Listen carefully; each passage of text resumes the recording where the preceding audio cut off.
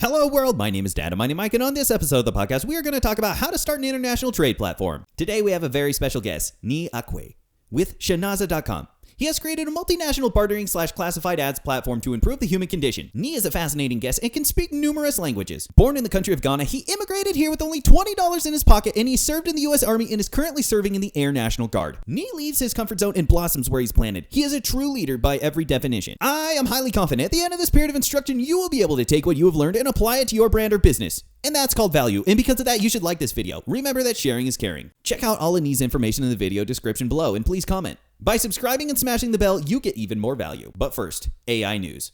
There's a new player in the world of chatbots, Llama 2, created by Meta. Llama 2 is open source. That means anyone can access the source code, unlike ChatGPT. Llama 2 exists on a massive server farm with over 2,000 NVIDIA Alpha 100 servers, $36,000 each. Llama also has a really good safety rating because Meta spent a lot of time trying to make it safe, meaning they want to reduce the amount of hallucinations versus ChatGPT. The way Meta did that is by engineering a new machine learning model called Ghost Attention. Meta also increased the safety of Llama 2 by performing something novel in the world of machine learning, adding 3.5 billion instances of toxic or malicious content into the training data. That's good because being open source, you can deploy Llama 2 to any app you want to create. And you don't have to worry about any bad actors uploading malicious content. But the real question is, how much more of your thinking are you willing to give up to a machine? Llama 2, double plus good.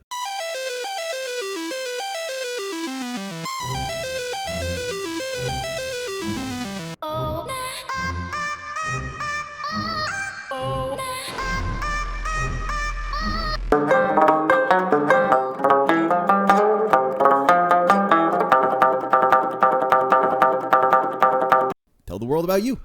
Oh, I'm really excited to be here right now. It's 10:20 and this is actually my first podcast.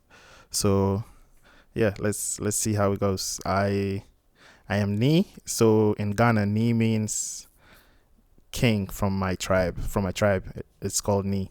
So Nii is my first name, and then Bakbo is my middle name. Bakbo is the first son of my dad. So pretty much it's kind of like it rotates. So my dad would name his kid Bakbo, and then I will name my kid my granddad, and then he or she will also name their kids my dad. Okay. So it's kind of like a rotational type of thing. I understand. Yeah. So that. I already know the name of my kid. Mm-hmm. In my tribe, I already know the name, except I have to maybe give them like maybe an American name or something. But it's quite nice joining two cultures and becoming a multicultural person. It has its good pecs, as I like to call it. Sometimes the cultural shock is big, and it's not just like a little shock. It's a lot. Yeah, I would imagine. It's a huge shock just living here, and then folks back home, family, friends, everybody thinks you're Bill Gates for some reason just by living here. But that is not the case. It's better, but we're just making it do on how whatever life throws at us. Yeah, so talk about your history. How did you go from Ghana to the United States? So I lived in Ghana for 21 years, and then it was sheer luck just coming to America. Every time my family, everybody was like trying this DV lottery thing that literally everybody was like staking. It was free to stake, but in Ghana, in Africa, the people who help you stake it like would charge you maybe $10.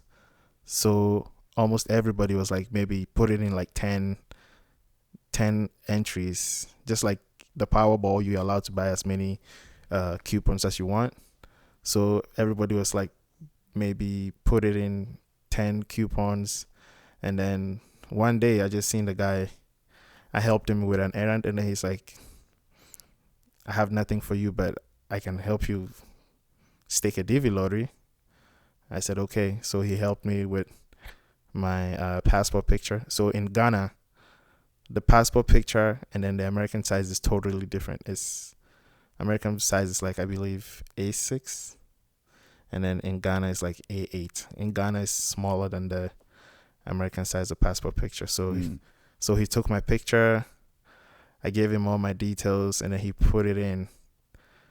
6 months later, when the supposedly draw was made, I was the lucky pick to be able to go into the embassy, get a visa interview done, and yeah. So I got the stuff. So the embassy gave me a list of like stuff I have to do, like vaccination, immunization, background check, educational background to make sure I can speak English, write English, and then some money to pay for the visa processing.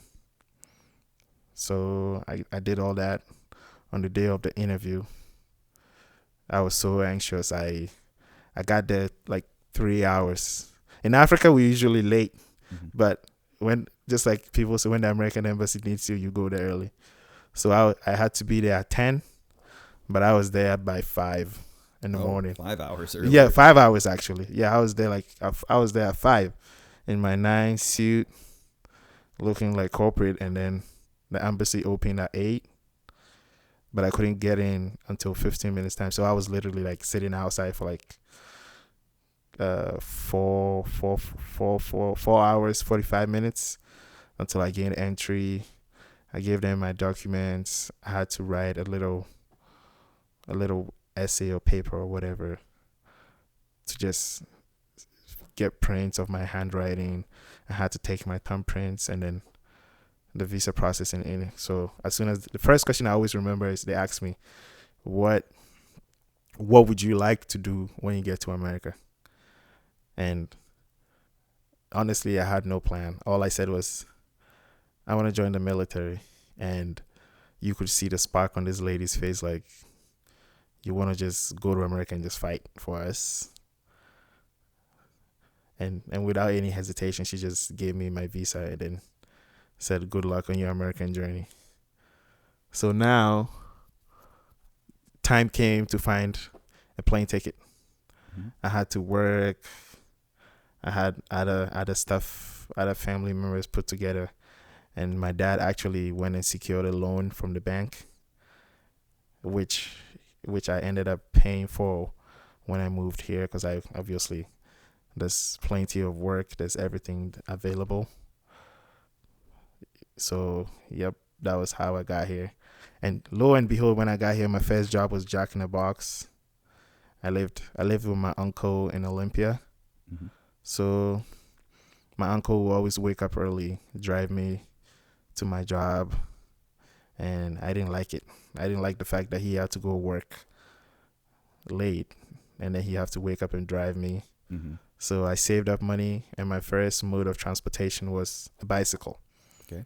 And so I bought myself a bicycle at Walmart, and whether rain or shine or snow, you will always see this black man just pedaling on the opposite side of the freeway, just biking to work.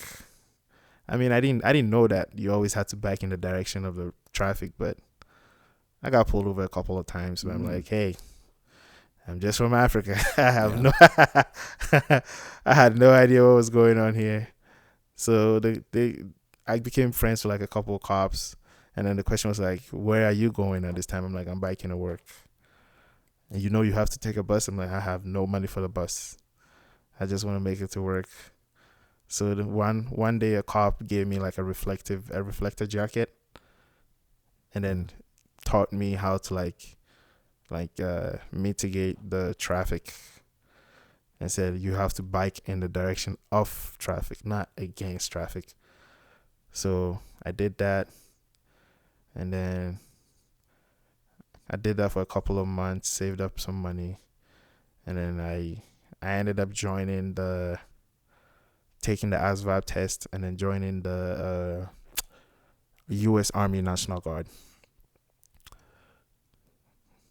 Because Honestly, I didn't want to join, but in my head, I had told the embassy back in Ghana that, hey, this is what I want to do. So all in my head, I'm like, these people are actually maybe trying to figure out if I'm actually going to join the military, like I said.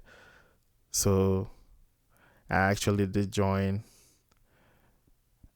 and yeah, life went good at basic training. I went to Fort Sill in Oklahoma, stayed there for, I believe, 4 months, just doing basic training stuff. I became an ADA mic. I went to Fort Leonard Wood in Missouri, did an additional 2 months and 2 weeks getting my AIT done. And then I moved back to Olympia and did a couple drills. And then lived in my uncle's house. So I got my bonus. And just like every dream, everybody wants to own a car. Mm-hmm. So I bought my first car with part of my bonus that I got from joining the military. I bought this cool 2007 Toyota Corolla. Oh, nice. Yeah. I was balling.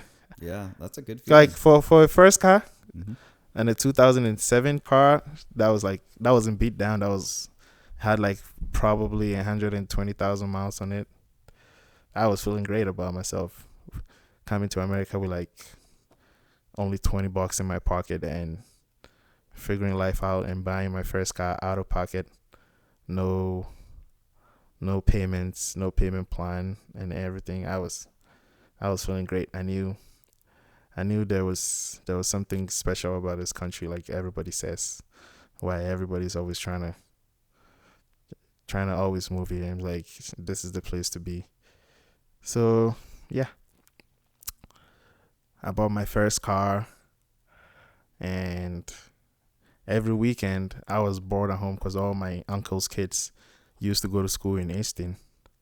So every weekend I would always drive from Olympia to Cheney, just put in tons and tons of miles on my new 120 Toyota Corolla. So every weekend I did that. When it was drill weekend, I told them I lived in Cheney so that I could come drill at Fairchild in Spokane, just because I wanted to hang out with my cousins. Well, that's smart. Why not? Yeah. So yeah, I did that for a couple of years. Like, I believe 2 years. And then it was time for me to move out of my uncle's home and actually experience life, paying your own bills, paying your own rent. When I was living in my uncle's home, I was on his phone plan. Obviously, I was African, so rent was free. Food was free. I wasn't really paying for anything, water, garbage. It's basically my uncle just trying to help me out, mitigate life. So I had to move out, and I moved to Cheney because that was literally the only place that I knew. Mm-hmm. Apart from, and then my cousins were like my only support group. So I moved to Cheney, and living in Cheney, I got to meet other people. I got to meet friends. I got to meet other people in the military, and yeah, that's how life had been. So I lived there. I started going to school at Spokane Falls for my associate's degree in arts. I went to school for 3 years, got my associates, took a break. My cousins all moved back home, but I had met a lot of people in both Cheney, Spokane Valley area that I just feel like, I'll just call here home for now. And then through all those friends, I met a girl, got into a relationship. It didn't end well. Life moved on. And then I got to meet my friend Zachariah, my best friend actually, who likes my work ethic and how I'm able to work hard and produce money. And he is an entrepreneur by nature. And he started teaching me how to be an entrepreneur, how to like fund business on your own. So our first business venture together was Evergreen shipping company. So we buy like cars and some goodies on the auction and then ship them back home, sell it. That didn't go well because the people who sell it never give us our money. Ah, okay. Because what? You live in America, you're already rich. Oh man. Yeah, so yeah, we did that like once or twice. And then he found we stopped the shipping business. And then everybody kind of went separate ways. We did keep in touch because he was also in the military. That was how we actually met. Our first day was on AT. So we met during our annual training, and then that was how we became friends. And ever since then, it's just been evolving, trying to find that great American dream that everybody has been talking about. So from one day we were talking with another professor friend of ours, and it's like crazy. All the three of us were like, hey, we have to be rich, we have to be wealthy. There's all these opportunities, there's all these talents that we have, there's all this work ethic that we all have together as a team, that we shouldn't be working for people. Everybody has to take their part. Me with my business skills, which is Zach, and then our professor friend with his educational background and his knowledge, and me with my work ethic and being able to find solutions to everything, every problem. Like, I don't know how I do it. I just hate people complaining. You give me a problem, no matter how big it is, I will always try to find a way to help you out. So you can help people if you can't help yourself. So Zach had this idea of, let's start a tech company, a tech startup. So him and Prof started this company. It's called Shinaza Technologies Incorporation, which they were funding out of pocket. And then later on, I also joined. I started funding. I started finding good marketing strategies, good like merchandise, good souvenirs, just quickly growing our first app. So our first app is eService. That was, I believe that was how we got to meet, because we were pitching eService at Founders Live. So, yep, eService is out. And eService is a marketing platform that allows you to buy, sell, and swap your products. Yeah, a bartering platform. A bartering platform, yes, but we actually added buying and selling as well to it, because the modern marketplace doesn't just barter. You also have to buy and sell, so we also included that to it, which is currently growing enormously. It's growing at a quick pace without investors. Everything we are literally doing is, he go to work, you go to work, I go to work, and then we just keep pitching in our funds together and just growing our brand, our products, our business into something great, which we will all have a story to tell and be like, we came to America with a plan, we came to America with a dream. We did it without angel investors. Good. Yeah, so talk more about the platform. Tell more details. So eService is, like I said earlier on, it's a marketing space. We got this idea from Zach, who came back from a deployment and had all this stuff that was trying to get rid of.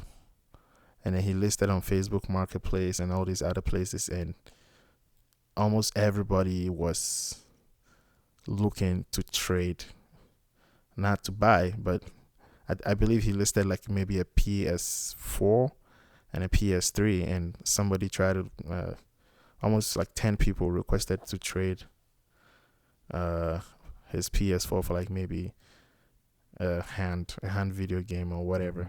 So that was how literally the idea started from him. And I bought into the idea because my mom back home in Ghana was a trader. She sells like vegetables, like groceries, as Americans call it, on the market next to the street. And there was always these military guys, these government officials who always like try to get traders and sellers off the street. And like people who sell phones, who sell clothing. It's pretty much most of the traders always block the pedestrian roadway. They always sell on the street. They always sell like in harm's way.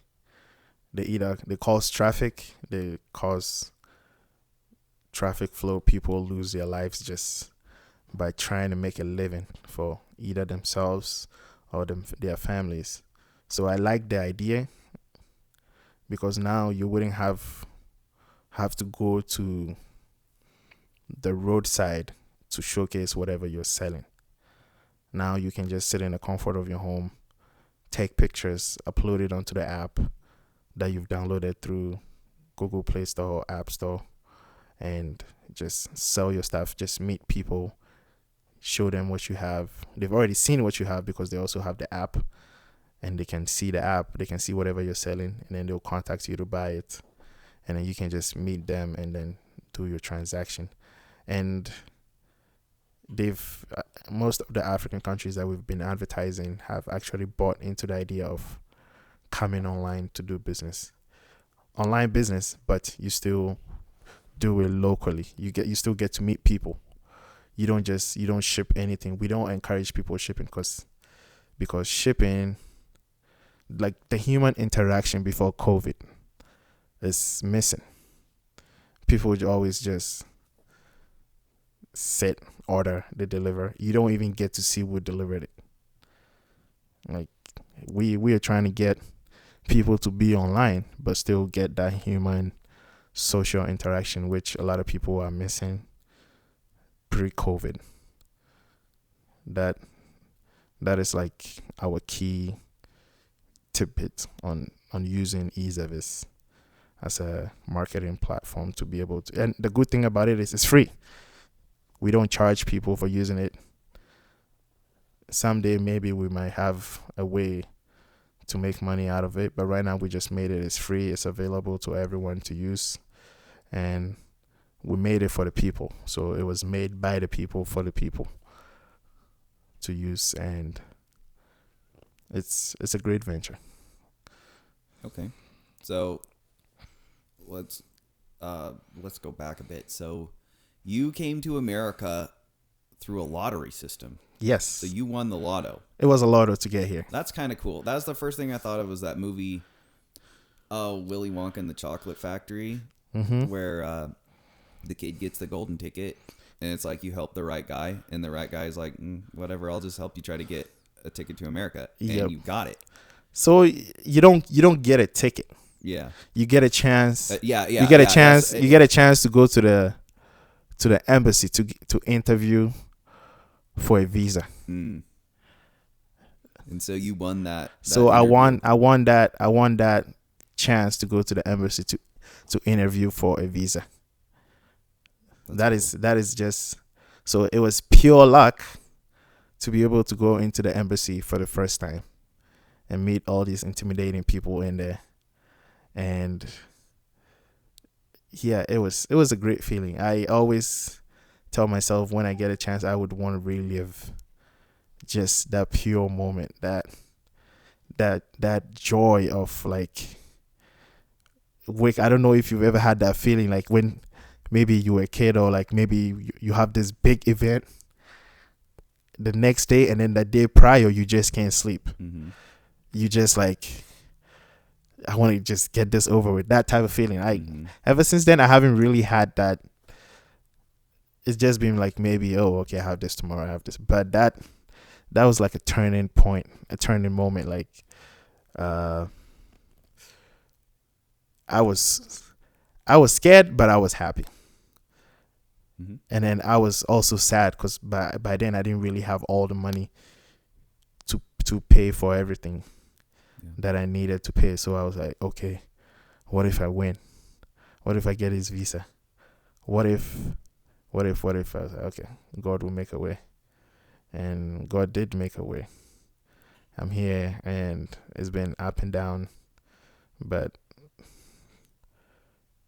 It's a true immigrant story. yeah, I'm You had not. to come here, had to live with your uncle to help you get on your feet, riding a bike every day in the rain in Olympia, because it rains over there. It rains over there, yeah. 9 months out of the year, and then save up, join the National Guard, and that really helped elevate your life because that opened up doors. Mm-hmm. So, and then from that point, you met, because that's what I like about the military is it's a really great networking thing. Yeah. It really is the network. And you met an entrepreneur who was just put that fire in you.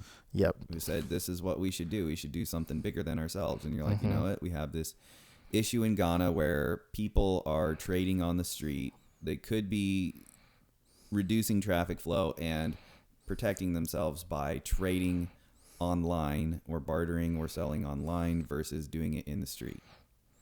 And so you have a platform similar to Craigslist And OfferUp. Yep. Basically like OfferUp, yeah. Mm-hmm. And but however, it's specific to how many African countries and which ones? So EasyF is actually a global application. We don't have anybody anywhere is able to access it and use it. But right now we've targeted 4 African countries, which is Ghana, Nigeria, Kenya, and Rwanda. So it's 2 West African countries and 2 East African countries. We have like people, like the local natives that go around town. Like let's say Spokane, we have like 20 young people, not like 20 old, like 21, 22, 18, 19, 20. We send them money to go print out t-shirts, hats, souvenirs, like basically like kind of the feeling you when you go into a gym. You know how like all the workers have like the gym t-shirts and stuff. Apparel, yes.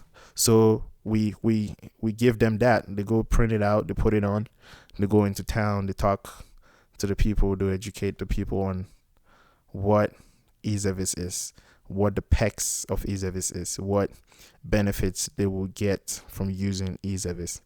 And then they help them list their stuff onto the platform. And then we're here, the best we can do is just advertise. So once we start using consoles, Google, Facebook, marketing, like, and just market the hell out of it to that country. So it's nice like that because you get to put a face to whatever you're seeing.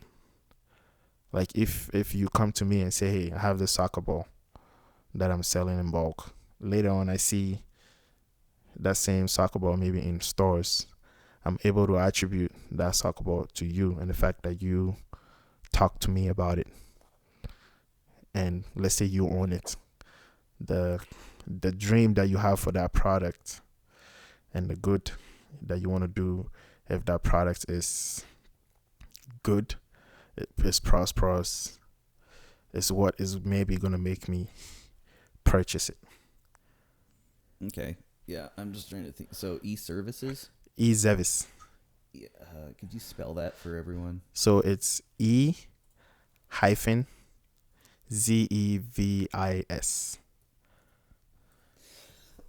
E-Zevis. Yep, E-Zevis. It looks like a E-Zevis. It looks like the a most popular swapping app. Oh, cool! And you can download the app. Yes, you can download the app from Play Store and App Store. It's available for free. Sweet, and Apple. So I'll have to explore that app later.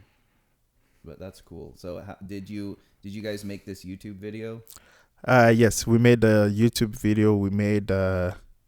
We also made a music video, like a jingle, something like a jingle, Nice. which we contracted some upcoming artists in Ghana. Is so the joy of filling up. Yep, that's the song. Yeah, we can keep going. Yeah, so the joy of we forming this business is to be able to give people back home hope, give them the opportunity to be able to be part of something bigger than them, give them opportunities of work, which is basically what drives a community. Most of the youth back home have no jobs. Hold on. Was that copyrighted music? I hope it wasn't. It was my music. I don't think it's copyright. Yeah, because it was from YouTube. I don't know. I just don't want YouTube throwing a fit when I go to upload this. Oh, It's okay. like, oh, copyright strike. Like, oh, yeah, what's up? It doesn't matter. It's I random. mean, whoever made that song, I paid for it. So I don't think YouTube should be copyright, man. Yeah, I know. Hopefully not. Well, we'll see. We'll see. Hopefully, I probably won't get a copyright strike anyway, but I'm not too worried. I'll Okay. test it out on another account. I'll load a sample of it and see if I get a copyright strike, and that'll let me know. Yeah, so like this guy that made songs, he's been making songs back in Ghana, and then I just gave him the app. I gave him a couple apparels. I gave him a couple t-shirts. He just gave it out to some female dancers. He made the song. There's another song that was made by Baron Nii, which I already told you. Nii means king, so he's from my tribe. He also makes music, so he has another version of the Ezevis song, and it's basically all about giving people opportunities to make money. My goal is to be wealthy and just help people, give people what they need so I can afford what I want. That is my entire dream. That is my entire goal in life, is just give people what God wants me to do. And that is also Zach's dream. That is also Prof's dream as well. All we want to do is just do some good and do great for us. There's no point in living and having a lot of cash when somebody is striving and working hard to get and isn't able to get it. Mm-hmm. Like, we are paying all these, I wish I could like be on video. We are paying all these kids, all these youth, all these like people to work out of maybe the little money we get from side jobs, my maybe drill weekend pay, my habilitative specialist job, my side Uber delivery, my just maybe nitpicking side gigs that I just do, maybe get $100 a day or something. That is, to me, that is me giving that to pay somebody their weekly or monthly wage. That is what drives me to for somebody to say, hey, thank you for my paycheck. In America, we think a paycheck is like is demanding. Like we are entitled to a paycheck. But back home, there's people that have probably worked for 3 years and still go to work without having been paid. So we've learned this good system and are paying people on time, giving them bonuses and stuff. It gives me a lot of joy, and that is what makes me now want to give up on this great venture and dream that I've embarked on. I feel like this is my what's the word? Purpose. Calling. Yeah. Yes. So I see Shinaza Technologies as my purpose.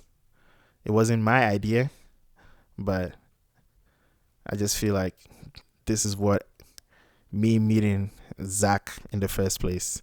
This is what me testing out some business ideas with him.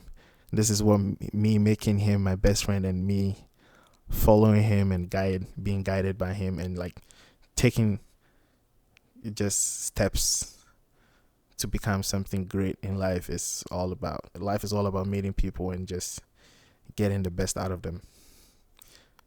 That is like, and he's also learning stuff from me. I don't know what he's learning, but I can say I have grown a lot just by always being in contact with him, just talking to him. The stuff I never knew I could do that he has brought it out. Is Zach a local, or does he live in Seattle or Olympia? No, Zach is local. Okay. Zach probably lives like 7 minutes away from me, but we talk almost every day. He's actually talking to me right now on our WhatsApp group, but I'm not even minding him. Yeah. He's gonna scream and yell later on, but he'll be fine. Yeah. So that's a really cool thing. So, well, my first thought is internet coverage in those countries. What's the internet coverage like? Internet isn't that great. There's some parts of the country that have like 5G. There's some parts that have 3G, and there's some parts that are still using like 2.5G. But we've made the app in such a way that anybody with like an old type of phone, we've made the app accessible to every phone from maybe a Samsung Android, little Android that just started. Well, it overheated. It's fine. Just keep talking. Yeah, we made it in such a way that everybody is able to access it just with like a little bar of internet. Like the big cities, they have great internet, but going into the rural areas, into the banana fields and the cacao fields. Yes, not everybody is able to gain access to internet, but most of the business is done in the city anyways. So yeah, I was gonna say, explain your hometown. Was it rural? Was it city? Was it a mix? My hometown is urban. Okay. It's your typical Seattle area. But hold on, get the idea of Seattle out of your head, people, because I'm sure it doesn't look like Seattle. It looks way better than Seattle. Oh, it actually looks better than Seattle. It looks way better than Seattle. It's just the sea is like right there. Oh, you live on a coastal. I was born in Accra. Accra is the capital of Ghana. So the capital is like it's kind of like a typical, I would say, Seattle, because it has all like the nice roads, nice lighting, like there's people everywhere, it's always busy, but the economy is what makes it bad. It's like Accra. I love Accra. Accra is your typical like having fun place. You don't need a lot of money to have fun. You like everywhere is lit. There's nightclubs go to like 10 in the morning, and there's a lot of celebrities that have gone to Accra from America. I can mention Steve Harvey, Chance the Rapper, Meek Mill was just there recently. Kanye West was there. No, I don't think Kanye West was there, but Michael Jackson came there for a little bit. Bill Clinton has been there. Most of the U.S. presidents have been there. So Ghana is like Steve Harvey defined Ghana as the entry to Africa. You want to go to Africa, go to Ghana first. Ghana is like the modernized country. It's nice. It's great. Every time I go back home, coming back gives me a little bit of depression, but it's fun. Because when I'm back home in Ghana, everybody wants money. Like everybody wants. There's like people that would commute miles just to come take breakfast money, and that is something you don't get here. Here, whatever you get is for you. But when you live back home, whatever you get is our money. Gotcha. Everybody seems to be entitled to whatever you get. It's fun if you're a giver. If you're a giver, it's like, okay, you have a different, but it gets to a point where you're like, crap, I just want to get out of here. Because now you just feel like you're being exploited. But it's not like you're being exploited. They don't have it. Yeah. People just see you as that one. They just don't have it. So you being able to provide to them, sometimes they just do too much. So people are working these jobs for years and never getting paid. There's people that have worked like 3 years that haven't seen a dime out of all their work. How do they survive? That I don't know. Maybe like some backyard farm, something. But it's just the corruption and people using people. That is what my dream is to change, is to set up something huge to the point that I can be able to.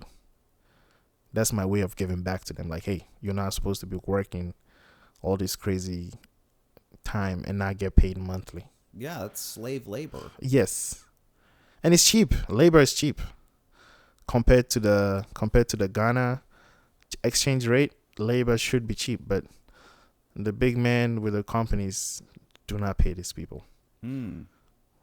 Interesting. So it's Yeah. the bigger people. I would assume it'd be like big all the way down.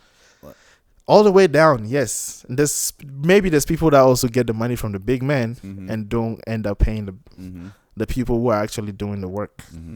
But from the knowledge that we've gained from America and taking that back home, that we're going to try and change certain stuff. Yeah. In Ghana, there's no intermediary. It's either you're rich or you're poor. But the cool thing is the poor people have more fun than the rich people. Oh, that's true. Like, I think that's true here in America. Oh, well, certain ways. Yeah, but the poor people, like, there's all they need is just a little bit of food. They just farm. They just get their food and then wheel it. Like me, I was born in the city, but I never play in the city. I would rather go to the rural area and go play soccer with them. Go like turn up with them. Through that, I have gained a lot of friends. And on the 23rd of December, we're actually launching e-service in Accra. We're gonna get like a big something like, so a float is kind of like a parade. So where I don't know if you know how like a parade is that vehicle that has been painted with all those stuff. Yep. Yeah, so I do have a picture of it. Maybe I'll send it to you how the vehicle is gonna look. So we're just gonna drive around town and be like, yeah, e-service, just play a lot of music, just be loud. It's kind of like an advertisement strategy, but yeah, you're just gonna go to Accra and do some marketing. And we do marketing, just turn up and be like, yeah, I came back, I fixed the problem. That's good. That's what is gonna happen on the 23rd of December 2023. There's t-shirts being made, there's socks being made, and then after that we're gonna go back to the rural area and then like donate some backpacks, school supplies, exercise books, notebooks, pens, school uniforms, just from our regular jobs that we have here, just in the name of the company, and give people like, yeah, if we can, you can too. Yeah. So what's the competition like in Ghana for other platforms that are similar to yours? So I believe there's two other platforms. One is Tonaton and then one is also Gigi. But they charge the people to list their stuff onto their platforms. So we have an edge over them because ours is free. And I'm pretty sure everybody likes free. As long as it's free and works and you're not duping them, they love it. So it's picking up. It's gradually picking up. And then once they're able to put a face to the product and be like, oh, it's for this guy. We know this guy. He was a kid around here walking around. You know what? He's a good guy. Let's all jump on his. And then boom. It's going to work. Okay. Yeah, so what about like Facebook or everything works over there. Facebook. They just don't know about it, or everything. They know about it. They use it. It's like Accra or some parts of Ghana. It's not like the stuff you guys Americans see on TV. There's no wildlife walking around. Like I always tell every people this. My first wildlife was in America. Like landing at the airport and freaking deer just running across the runway. I asked the steward like, hey, do I have another flight or this is my destination? Oh, because you didn't think you were there. Yeah, because I saw freaking deer just walking around. I'm like, yeah. I lived in Accra all these years. I have never seen wildlife. Like I have never been to the zoo till now. Well, good. At Yeah. least you're getting exposed to things. Yeah, like somebody's like, oh, you guys have. I haven't seen. Like my first wildlife was in America.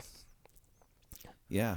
Well, that plays to a lot of American ignorance too, because a lot of Americans they'll just say, "Oh, you're from Africa? Well, then you've probably seen a giraffe." They're like, "No, they don't live in Ghana." They don't. They live in Ghana, Oh, but they they're do? like, I didn't even know that. but they live in other parts of Ghana. Okay. We have a monkey sanctuary on the north side, but like I live next to the coast. Mm-hmm. Imagine living in Miami. Yeah. Something like that. That is the vibe Accra gives you.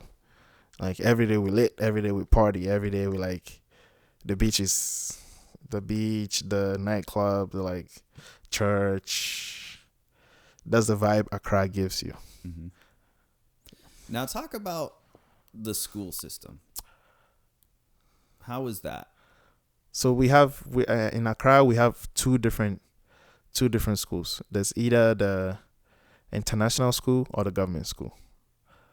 So I don't know how I'm gonna like interpret it in American.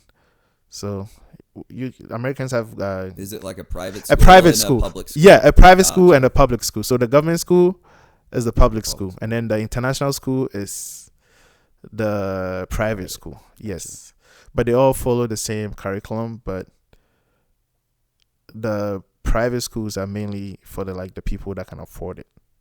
Mm-hmm. Me, I was lucky enough to be in a private school. It was hard to afford it, but my dad made sure that I was able to ball with the top list kids. Mm-hmm. You will see a difference because I wouldn't act like the top rich people, but I went to school with them. And then that is like the little edge that I have right now is because I went to school with the senators' kids. In Ghana, we call them ministers. Mm-hmm. I went to school with like the ministers' kids, the lawyer kids, the doctors' kids, and now they are also rising up and following their parents. So like at the end, they will rule the country. Mm-hmm. And me, that didn't have much but went to school with them, I have that network with them. Mm-hmm. That I'm able to get my point across. Because in Ghana, all you need is to know somebody, and then you get what you want. It's who you know. Yeah, it's always over there. Who you know works. Here is who you know and how well you can do it. Mm-hmm. But over there, even though you cannot do it, you know somebody. You know. Yeah, like a doctor. Yeah, as long as you can just call somebody and be like, "Hey, I'm here and I need this." Yeah. And then, boom, you got it. Like me, I'm able to take my weapon, my Glock or something back home just because I know the interior minister. I know people. In reality, I can be able to take it, but I have to go through the channel, like apply for it, get verified, background check, all the pay for it. Over there, I'm like, hey, I'm coming. I need my Glock. You know I'm legit. Mm-hmm. Okay. Once you get to the airport, tell this that this person will be there to wait for you to get in, and boom, we're done. That must be cool too. It's cool. It's cool. It's cool. It's cool. It's cool having access to all those people. Mm-hmm. It's cool being able to get stuff done without jumping all through the hoops. But on the same thing, the school system is like, excuse me to say, fucked. Mm-hmm. Yeah. Because the people in the government section don't have all the necessities to compete with the people in the private schools. Do you feel like they try to train the kids in the public schools to be slaves? Gotta have that mentality. Not train them to be slaves, but they don't equip them. They are not well equipped in the public schemes. Like there's kids with no backpacks. There's kids with like torn shoes, and it's not their fault, but maybe their parents don't really have it. Mm-hmm. You know, but me, those are the people that I used to play with. Yeah, like those are my guys. I went to school with rich people, but I play with rural people. Yeah. So, how do I put this? So, I forget what I was gonna say, but it seems like, okay, is there a class? Is there like barbed wire fences and stuff, like fences that separate the Nope. upper from the lower class? Nope. No. Mm-mm. We all mingle together. We all turn up together. We all have fun together. But you will see the difference. Mm-hmm. Like, imagine this kids imagine people. Let's say, let me put it in a typical American fashion. There's people wearing Jordans and there's people wearing Fila. Mm-hmm. Or there's people wearing like Cheap Shack. Or there's all those cheap. So they have access to knockoff They stuff. they have access to everything. Okay. So how often do you see like, I guess dirt roads. So you said the roads were paved and everything in the city. The roads are paved, but dirt roads are there. Mm-hmm. Like it's just like the city is paved. There's bridges. There's all this infrastructure, but go down a little bit. That's where all the dirt roads are. Mm-hmm. I would love for you to go there. You will love it. It's great. It's like a modern city. It's not like all these dirt roads that freaking geographic whatever be showing on TV. Like, no, I live in a great big ass home. Like when I go back home, it's a big place. But there's poverty. Mm-hmm. Yeah, Just like in America, there's poverty, mm-hmm. but they don't show that part Mm-hmm. of poverty. But I have lived it. I have lived the super, super wealthy life, and then watching my parents just lose everything and then going back down. How'd they lose everything? I don't know. Just life, I guess. That's a question for that big man. So what did your dad do for work? So my dad used to be my dad is a petroleum engineer. He worked on like the oil, and he worked in the refinery. Mm-hmm. So he had access to like all the government officials, all the oil. He used to travel to the UK for like business stuff and stuff like that. So that was his job. So did your dad go to a private school or government school? Probably judging from the people he knows, I'll probably say a private school. Okay. So he made it a point that I was also going to go to a private school, and I would say it helped. Mm-hmm. It's helped me with myself, how I see life, how I see education, and the networking of people that I've gotten to meet over the course of those years. Mm-hmm. Because it's like their parents were the heads of the country. Eventually, they would be the heads of the country. And there's nothing better than connection. Mm-hmm. There's nothing better than knowing somebody in a high place. Mm-hmm. Yeah. So I was pretty privileged to get that type of engagement with the higher influence, higher power. Well, that's good. That's a good thing, and that's really awesome that you got the opportunity to come here. Talk about your time in the National Guard. What's a 88T? 88 Mike. Yeah, 88 Mike. So 88 Mike is a truck driver. Okay. It's basically like a it's a transportation guy, a guy that moves stuff, moves personnel, moves baggage, just driving and hauling ass everywhere. That's why you started logistics. Yeah, that makes sense. Logistics is good. Mm-hmm. You need it. It's the heartbeat of America. It's the heartbeat of any business. Is you got to move. Mm-hmm. Yeah, and that's what I'm actually currently doing in the Air Force as well.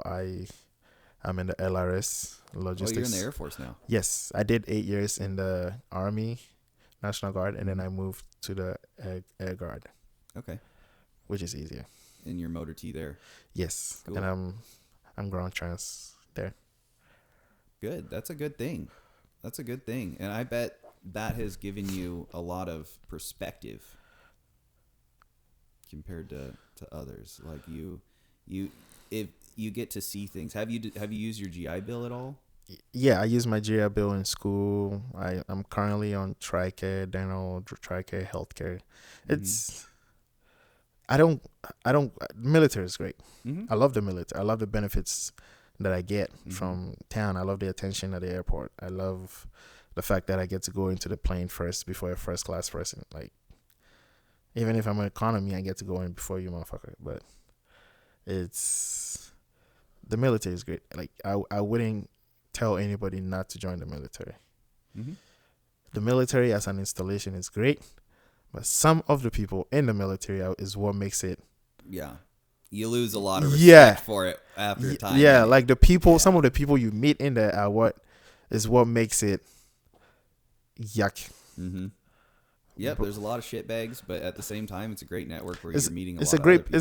It's great for your personal growth. It's great for your support system. It's great for your like development. It's great. Like there was a lot of I wouldn't call it negative, but there was a lot of attitudes that I stopped just by joining the military. Like I used to be this it is what it is person, but now I'm like, this got to be done. This needs to be done, and it needs to be done right. And that is what I've incorporated into my personal life. That is what I've incorporated into a lot of people that I have come across. Mm-hmm. And the military has taught me a lot about like resilience. Like life can go bad, but you just got to fight it. Nothing good comes easy. So yeah, the military is great. It's a nice place. I get good health care. Mm-hmm. I get cheap health insurance. I get school paid for. Mm-hmm. I get meals free when I go to work. I get extra luggage when I'm traveling out of the country. I get to go into the plane first. I get there's a lot of benefits. There's a lot of benefits, and they don't tell you about it. It's either they don't tell you about it or people talk too much crap about people in the military. Oh, you're in the military, okay.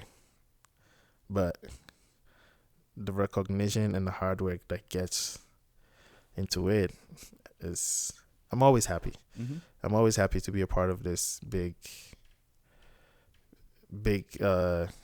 plan, bigger than me agenda. And that's what I have also incorporated into my business.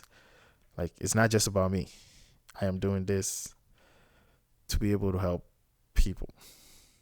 Even if I'm wealthy, I'm still going to help people. Now I have to just help people on a larger scale. Mm-hmm.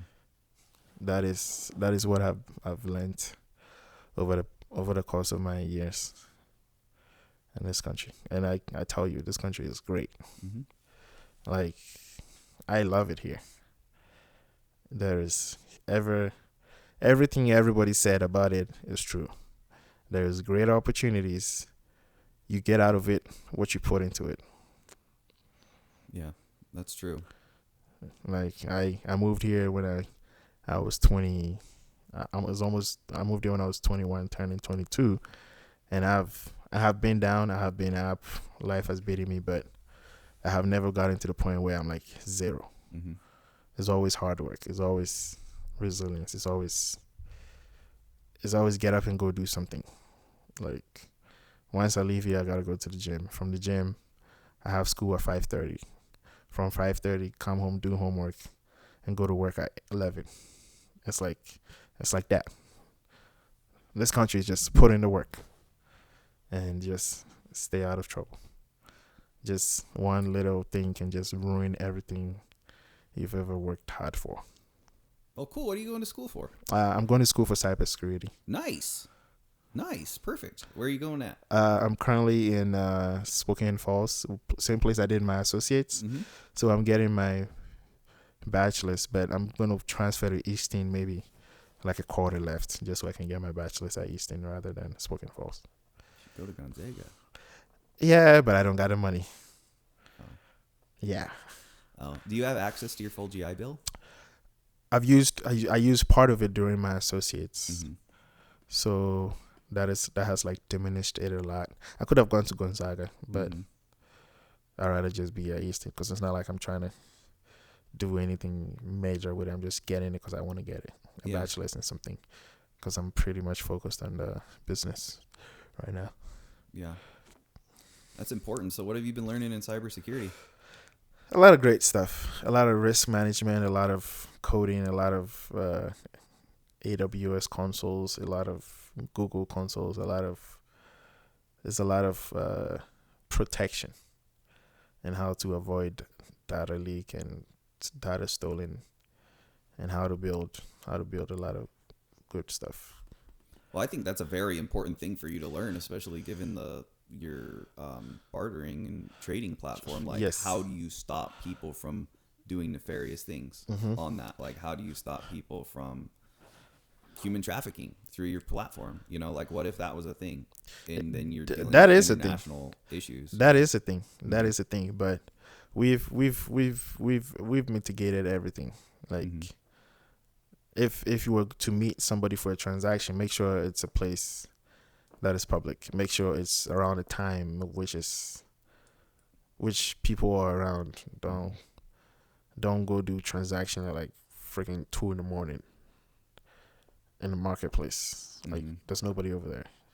Yeah. So the app tells you all of that and gives you all the warnings. I would think, like, if somebody was to, like, or dealing with like bad actors that want to upload nefarious shit to your platform, that you wouldn't, you know, because you can't monitor everybody at the same time. Like, it's hard to do. It's hard to do. Yes. So that's something that I'm glad you're doing, cybersecurity, because that's a very important facet to the company, your app. Yeah.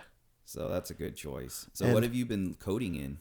I think the front end was coded in React Native. Okay. And then I think the back end is Laravel. I believe so. Nice. So you're coding in front end and back end languages. Yes. Nice. Good. That's an important thing. So where do you think you're going to take that cybersecurity degree? Shinaza Technologies. Just Shinaza Technologies. That is all I want to do right now. I don't want to do anything. I just want to be me. That is the only way you can be wealthy in America, is do you for you. Yeah, that's important. I don't want to be rich. I want to be wealthy. Which is an important question. What is wealth to you? Wealth to me is being able to help somebody without me worrying about myself.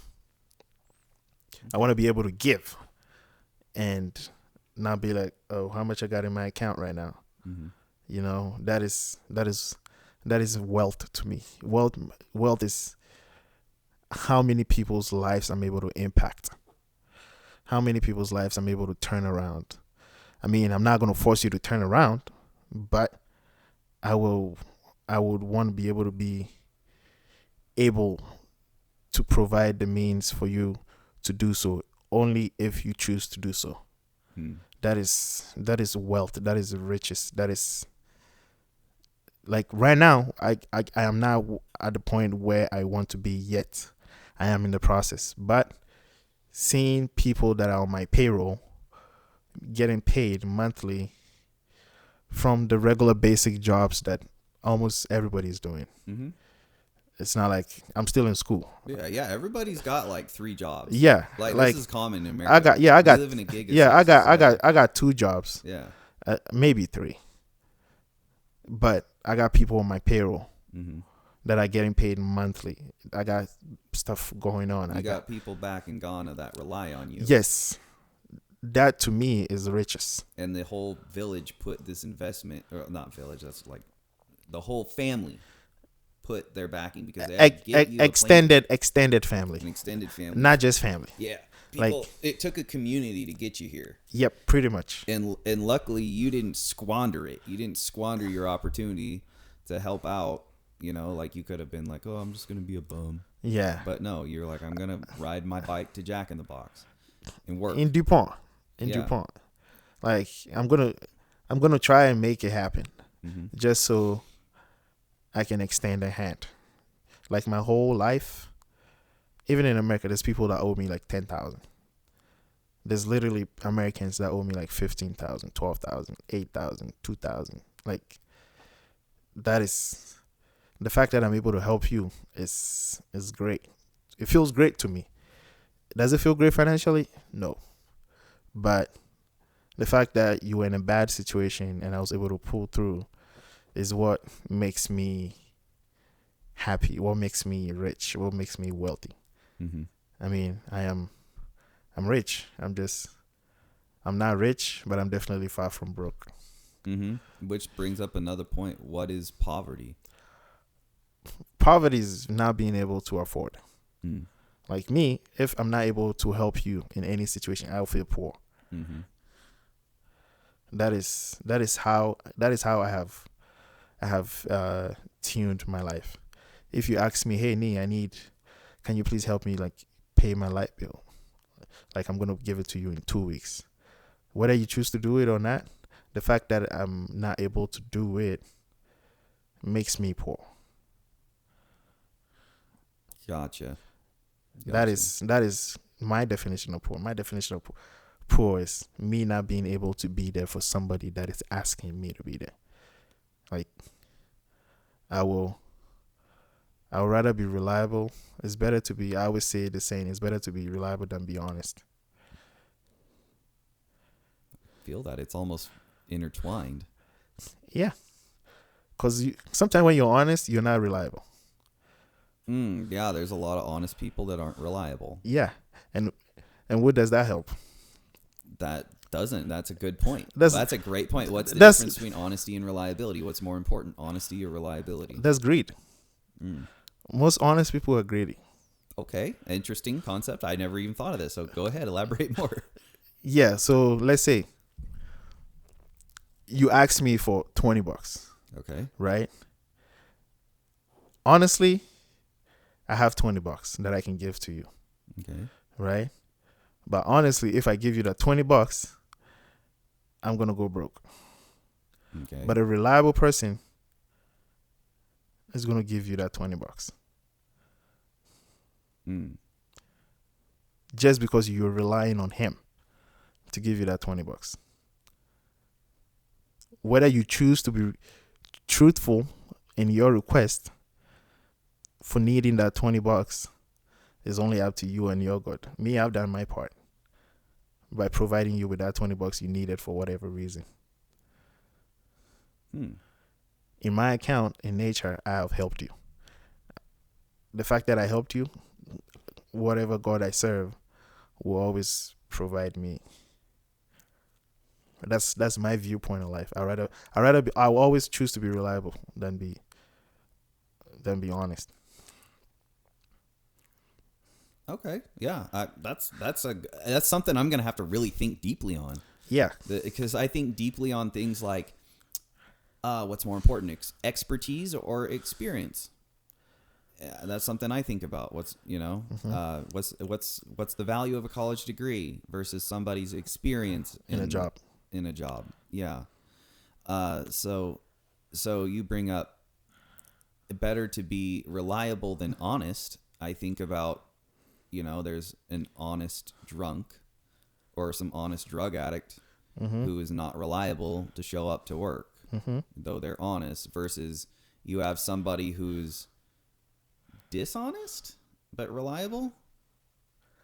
Like, I mean, I guess if you know that the person is dishonest, you know that you can't trust them to an extent, but you can trust them to always provide the service or the action that they're going to provide. Okay, so this and put it in that perspective. Let's say you need me to fix this machine, this mixer, right? So a dishonest person will tell you, I cannot fix it. Gotcha. Right? But honestly, they can fix it. But a reliable person will be there to fix it. And they'll say, just throw it in the pile. I'll fix it later. Yeah. Gotcha. So you are actually relying on them to fix it for you to be able to use it for this podcast. I'm going to start incorporating that in my life now, like that concept between honesty and reliability. Yeah. Because there's a lot, and that's, okay, go ahead, keep talking. Yeah, so let's say when I met you, I found this life, right? You asked me, hey, are you able to come here on this day, on this day, on this day? What would a dishonest person say? They would say yes or no. A dishonest person would be like, yes, and not do what? And not show up. That's dishonesty. You're an honest man. But I might not be an honest person, but I am reliable. You ask me, can you come here? I say yes. And you are relying, well, maybe you had other stuff to do today, but the fact that you are relying on me to be here, I have to be honest to myself to be here. Yeah. Yep. So honest to self is service and reliable to others. It's not dishonesty isn't just about lying. Yeah. Sometimes you're dishonest to yourself, but helping somebody else. Yeah, and it brings up a point that I've noticed with the civilian world and the military is that ever since I got out of the Marines and I've been a civilian now, I've noticed that American civilians, they lie a lot. They lie a lot. Like they'll not a lot, not all of them, but it's not uncommon. It's almost like, oh, you should be lying. You shouldn't tell people this, or if somebody asks about that, you should exaggerate it or lie about it. And I think that is so detrimental in the military because I mean that's something I've noticed is if you're lying to people in the military, one, that is not looked highly upon, but two, you're robbing everybody of the truth. You're robbing them, and that's detrimental to mission accomplishment. Like you can't be keeping secrets on the battlefield. You're going to get the whole team killed. You know, like if so that, but then I come here I get back in the civilian world and people lie about all sorts of shit. Like they'll lie about, it's almost like they have to lie. Like it's a social norm. I think a lot of people spend too much time trying to convince others that they're worth more than what they really are. But yeah, is that something you've noticed? How difficult is that for you?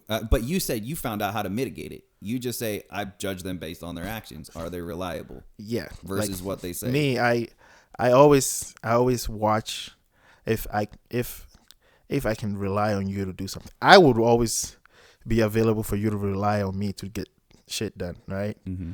So, in vice versa, I'm always going to watch you and be like, hey, I need my laundry.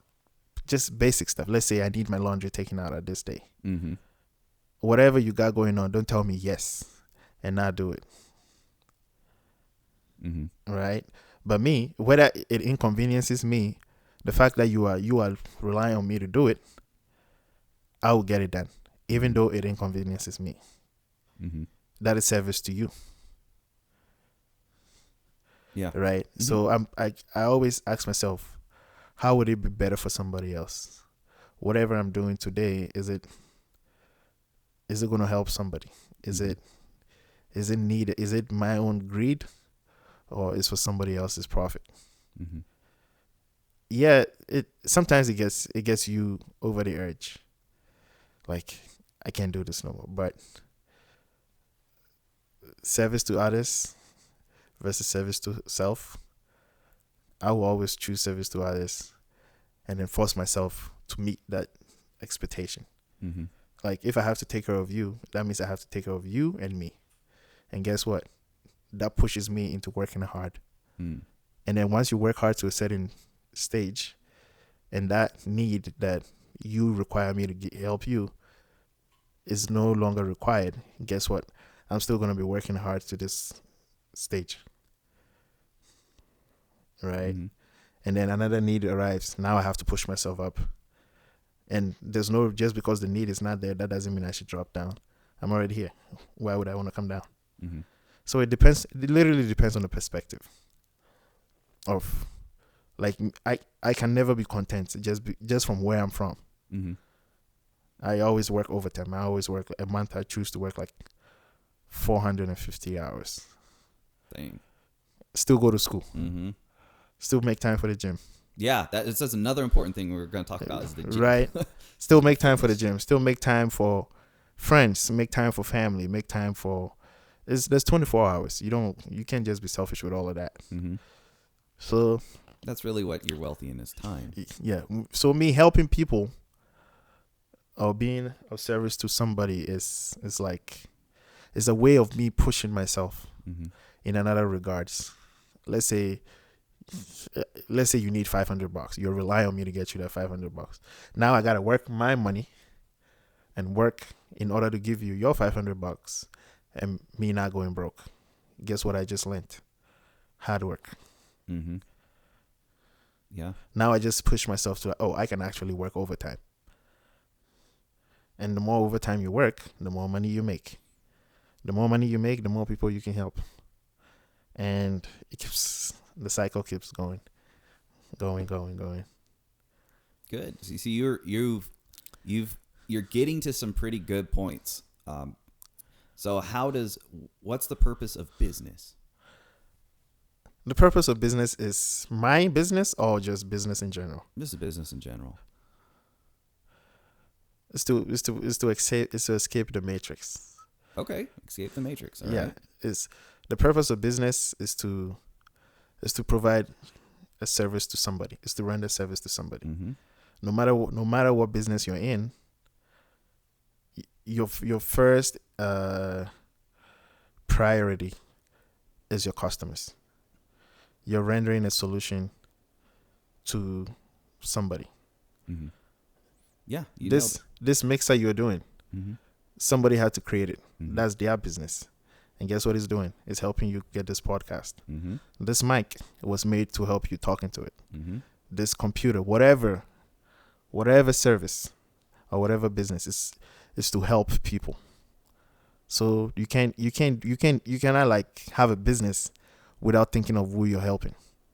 That brings me back to help. Business is always creating solutions. In return, you're creating a solution to yourself financially.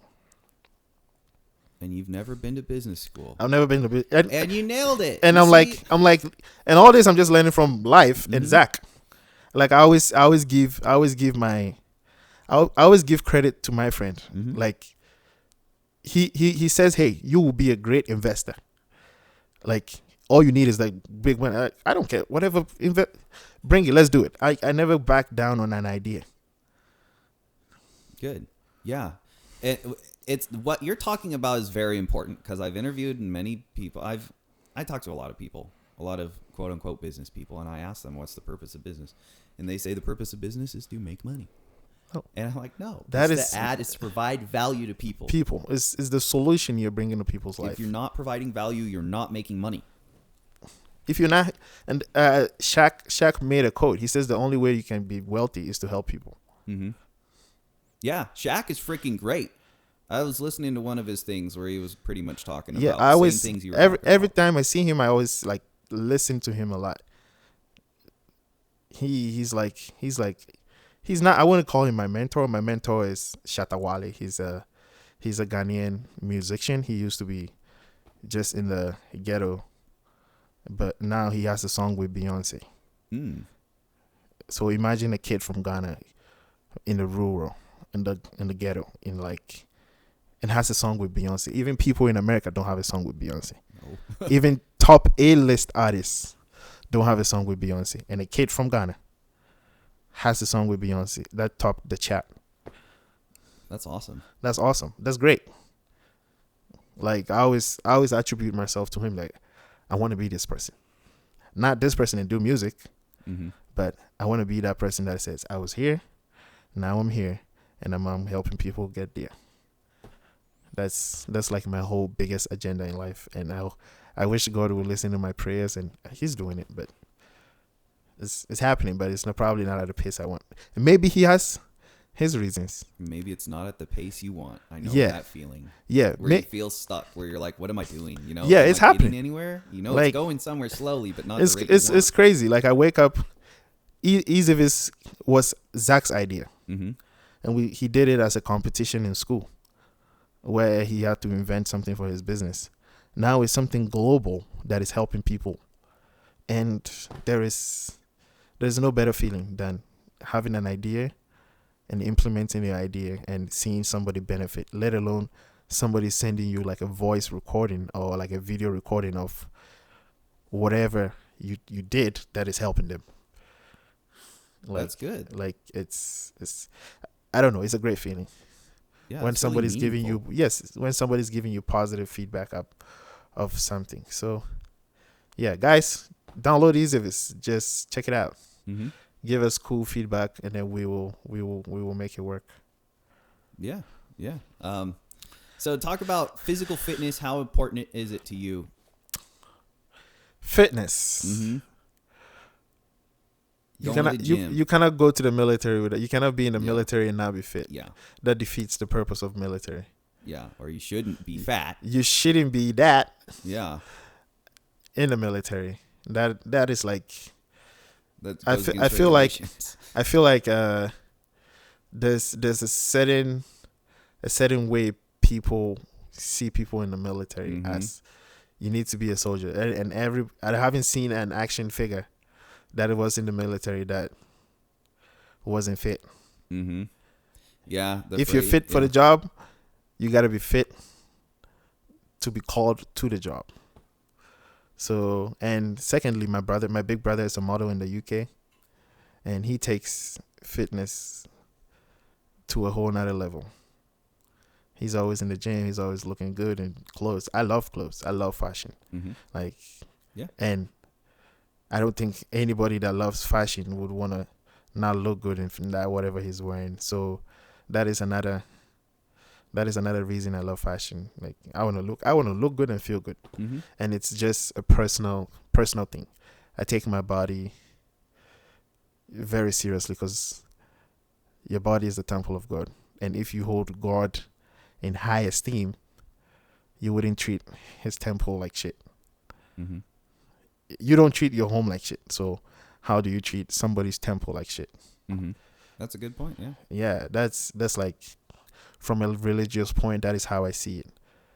That if the body is the temple of God, keep toxins away. Make it fit.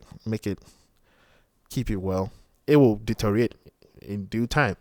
So once you have it and you have the life and you have the strength, why not maintain it? Yeah. That's how I see fitness.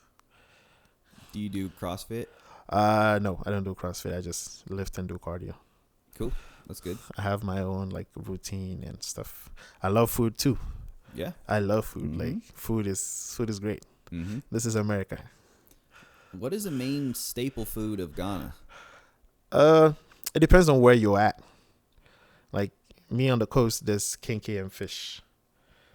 Kenke is like processed corn. Okay. It kind of feels like tamales. Okay. Yeah, so it's like tamale with fried fish, pepper, and then there's jollof.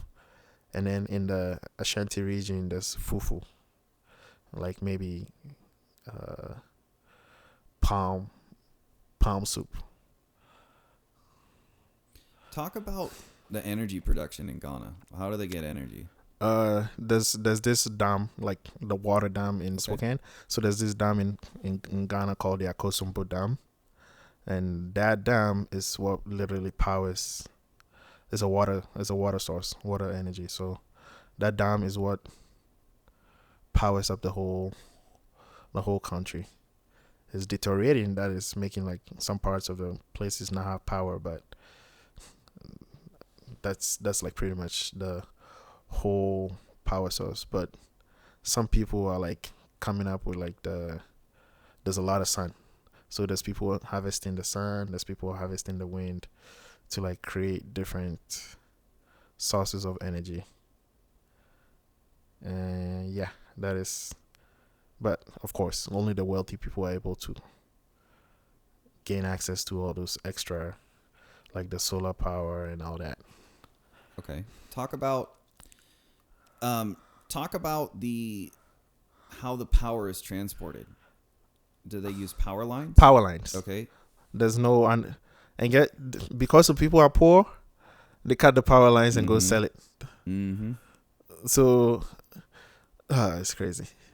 No, I know what you're talking about, because I'm thinking about my time in many countries where they have spliced, where electrocutions are an issue, because you go down some road and you got a bunch of spliced wires going from one point, and your antennas can hit it or something. Yeah, and then so some people just take the wires and go sell it. So it's just human nature. When the government doesn't feed them, they find ways to make money. Yeah, there's shit ton of corruption. But just this weekend, there was a demonstration by the citizens, like who marched to in Ghana, their White House is called the Jubilee House. The Jubilee House? Yes. So they just marched to the Jubilee just to voice out their concerns of life not being great. Like everything is expensive. Yeah. Yeah. What's the exchange rate for US to? I believe the exchange rate currently is like $1 to 12 cedis. 12 C's. Yeah, cedis, CEDI. So that's the currency. That's the Ghana money. Yeah, it's called Ghanaian cedi. Okay. So I believe it's $1 gives you 12 Ghana cedis. What would that get you? A lot. A lot. Not too much, but decent. Like what would $120 get me? Like Oh, get God. me a hotel and Oh yeah, it will give you a hotel, transportation, food, a mini vacation stay, a restaurant meal.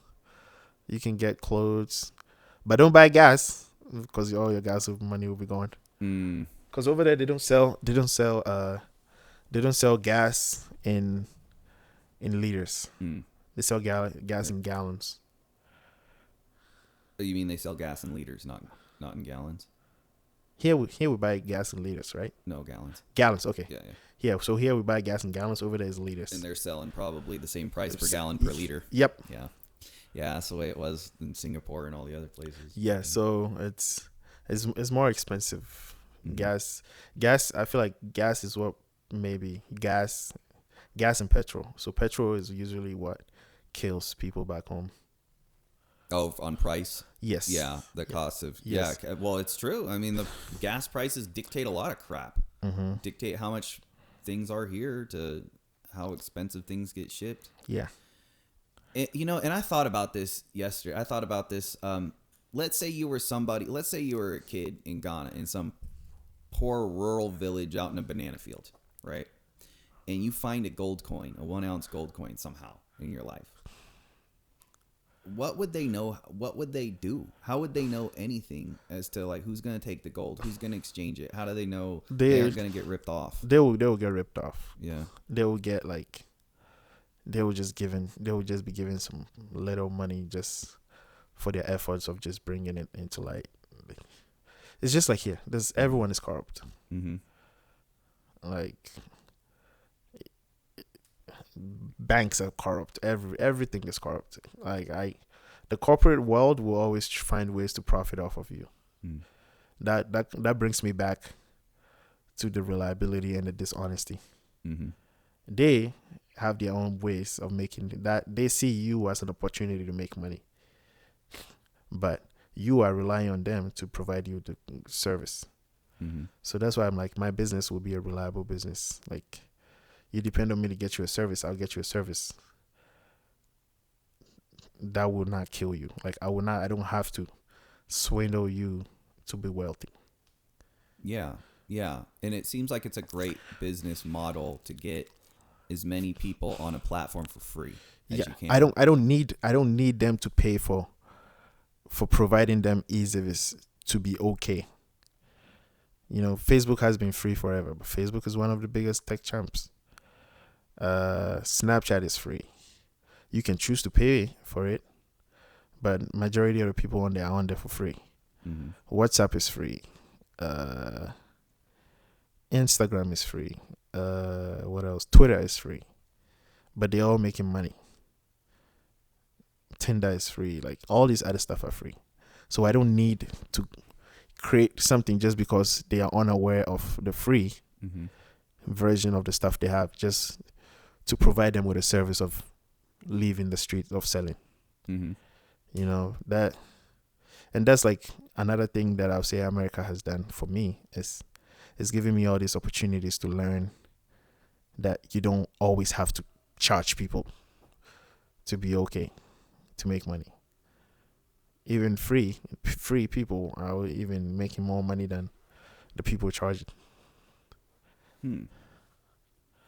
Yeah, I'm thinking about how it's a really, really awesome thing that you started out to do was improve the human condition by getting vendors off the street where they're causing traffic and they're getting killed for blocking up traffic and getting in the way for like people peddling their wares on the street when they could just be taking pictures and uploading it on the app. So that begs the next question. How many people have smartphones?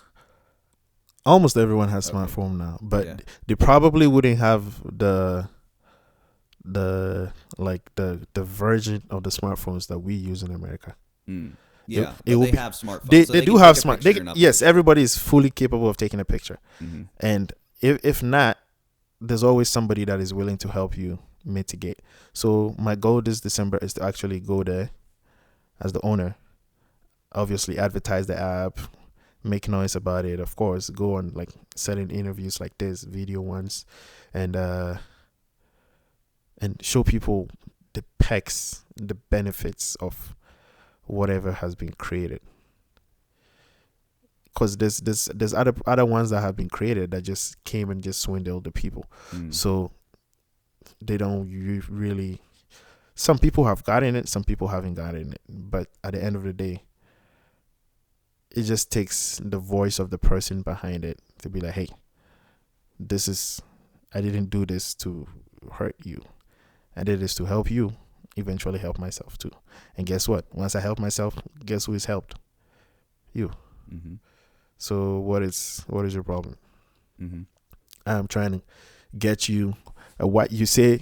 People do not buy stuff, but people are buying like there's always something that somebody needs. People want to buy. Yeah. So you're trying to get people to say, "Look, you have a very narrow view Of- right here on the street. yeah, You if I only don't see these people who walk by, by. you could be seeing it. All these people in the whole city could see it, Yeah, and you can sell a lot more. you can say And yes, stay safe. exactly. So that is what I'm gonna go teach them and be like, hey, you don't have to. Technology is here to help all of us. You don't have to sit next to the street for somebody to be passing by and be like, hey, I actually need a toothbrush. Mm-hmm. I need toothpaste. I need lotion. I don't have to. You don't have to be sitting right next in the danger zone because that's where people pass by. There's a way, and there's no reason for the government to come and be chasing you away just because you're blocking the traffic, and only because you are there because you want to make ends meet. Mm-hmm. To mitigate all of that, this is what has been done. This is how you use it. This is what will help you gain a wider audience. Mm-hmm. And the potential of somebody seeing what you're selling to buy it is broadened. Yep. So what is your issue for not joining? Mm. Then they'll be like, oh, okay. And then it keeps growing from there. Then once one person doesn't show up to their usual meeting point, person B will be like, where the hell is person A? Mm-hmm. And reach out. And then it's like, oh yeah, I stopped sitting by the street.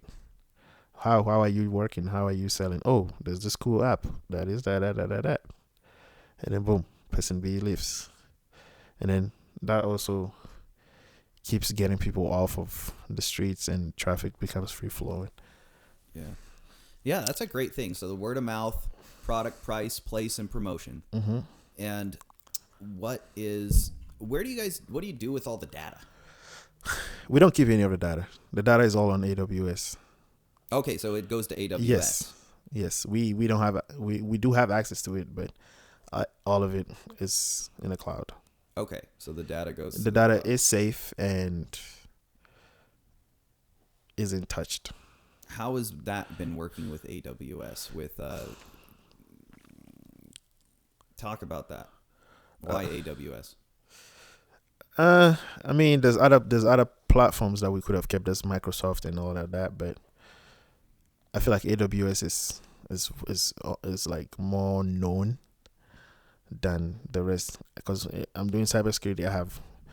I have been taught AWS. Mm-hmm. I haven't really been taught Microsoft. So being able to mitigate my way in AWS is a skill that I have acquired. What's the point of acquiring a skill and not using it? Mm-hmm. Yeah, that's a good point. Yeah. I was just wondering like where you're putting the data. What sort of have you checked it out? Like what sort of data is being saved there? I haven't really messed with it because I'm more or less like the technical guy, just like finding ways to market. I'm the director, so I'm just Gotcha. directing my product And well, now you got the cybersecurity down. now once I get my cybersecurity, now I have another tool in my box that I can use to be an asset to my company. Good. Yeah, that's an important thing. So talk about Zach. Oh, my friend. Yes. My best friend. Mm-hmm. I love that guy. Like I said, ever since I met him, I have a very big perspective on life. He has encouraged me a lot. Sometimes he's a pain in the butt, but I guess that's what all friends are. Mm-hmm. His scope on life is pretty much close to mine. He was born in the northern part. I was born on the coastal part, but the moment we met, we just clicked. We spoke. Well, I speak like a lot of languages. I happen to speak the same one that he also speaks. So language just brought us together, and he helps me when I need it. I help him when we need it. It's just like, let's make this happen. What languages do you speak? I speak my native language, which is Ghana. I speak English. I speak Hausa.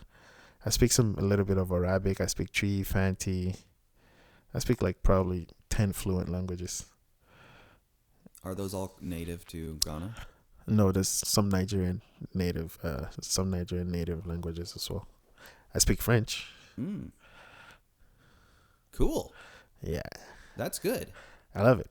So that was another thing I forgot to add. So English, is that something you were taught when you were in Ghana? Because you had to talk to the people at the embassy. Yes, I was taught English in Ghana. Almost English is like not our first language, but it's our first like language apart from like the local dialect that we learn. Yeah, that you learn just by being born in that part of town.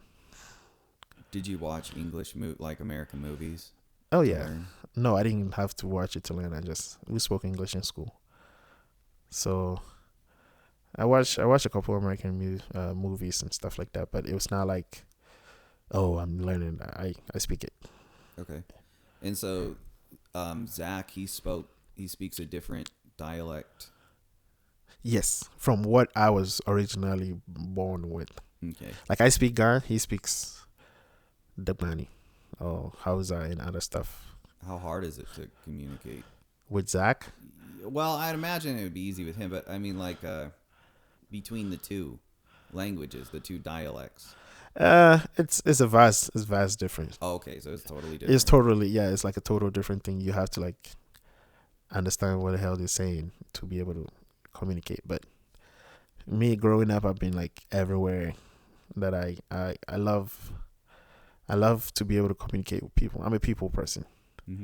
And if I cannot communicate with you, I feel like I'm missing something. And it's good for business. As long as you can speak somebody's language, they tend to give you a little bit more attention and trust.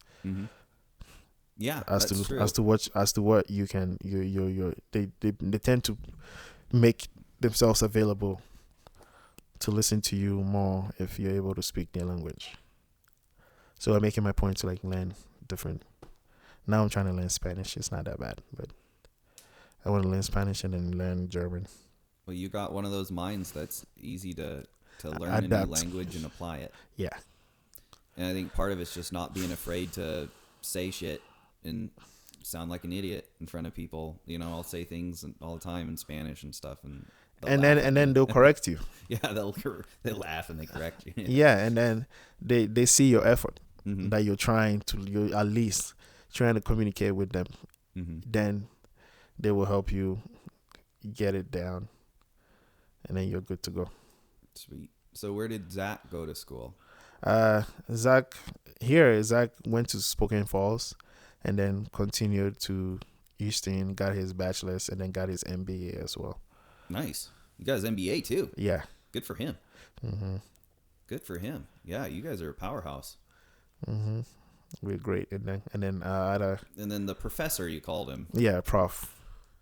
So he has a PhD in computer science and cybersecurity.